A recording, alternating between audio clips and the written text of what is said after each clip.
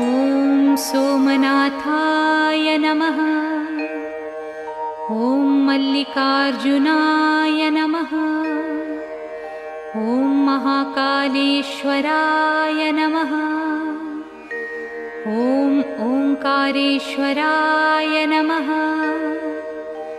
ॐ वैद्यनाथाय नमः। ॐ भीमशंकराय नमः।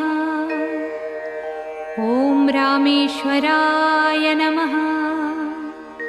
ॐ नागेश्वराय नमः। ॐ विश्वेश्वराय नमः। ॐ त्र्यंबकेश्वराय नमः। ॐ केदारेश्वराय नमः। ॐ भुस्मेश्वराय नमः।